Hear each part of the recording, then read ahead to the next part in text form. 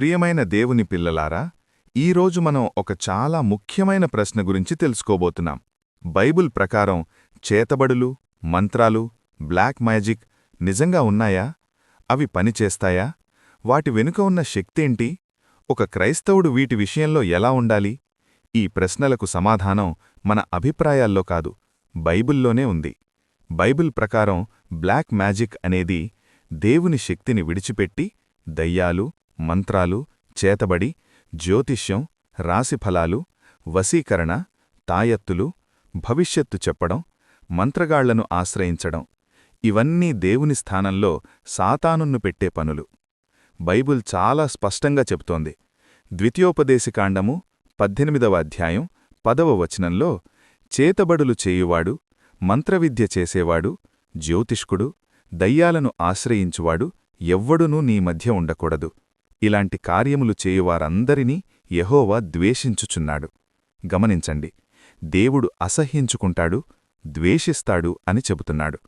ఎందుకంటే ఇవి మన విశ్వాసాన్ని దేవుని నుండి తీసి భయానికి, అబద్ధశక్తులకు అప్పగిస్తాయి. మాంత్రికుల శక్తి నిజమా?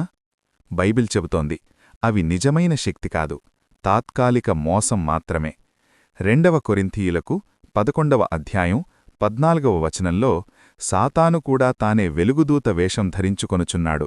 అంటే దయ్యాలు నిజంలా కనిపిస్తాయి, ఫలితం ఉన్నట్టు చూపిస్తాయి, కాని చివరికి అది నాశనానికి తీసుకెళ్లే మోసం. బ్లాక్ మ్యాజిక్ అంటే బైబిల్ ప్రకారం ఇవి ఎచ్చేదు భయం, మనస్సులో కలత, కుటుంబ గొడవలు, వ్యాధులు, శాపభావన, దేవునితో సంబంధం తెగిపోవడం. గలతీయులకు 5వ అధ్యాయము 19 నుండి 21 వరకు చదవండి. ఇవన్నీ శరీరక్రియలు. ఇట్టి వాటిని చేయవారు దేవుని రాజ్యంలో భాగస్వాములు కారు అని చెబుతోంది. బైబిల్లో మొదటి సమూయేలు 28వ అధ్యాయం 8వ వచనంలో, సౌలు రాజు దేవుణ్ణి విడిచి మాంత్రికురాలిని ఆశ్రయించాడు, చివరికి నాశనమయ్యాడు. బైబిల్లో మరొక వ్యక్తి సీమోను మాంత్రికుడు. మంత్రవిద్యలో గొప్పవాడైనా యేసు శక్తి ముందు లొంగిపోయాడు. అపోస్తలుల కార్యాలు 8వ అధ్యాయం. ఒక విషయం స్పష్టం, దేవుని శక్తి ముందు ఏ మంత్రశక్తి నిలబడలేదు. యేసు గెలిచాడు. ఇదే శుభవార్త.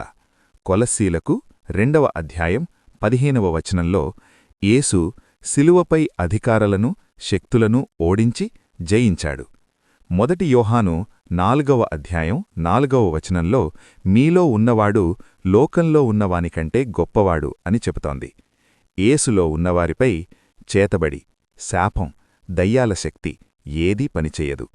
నిజమైన విముక్తి యేసులోనే.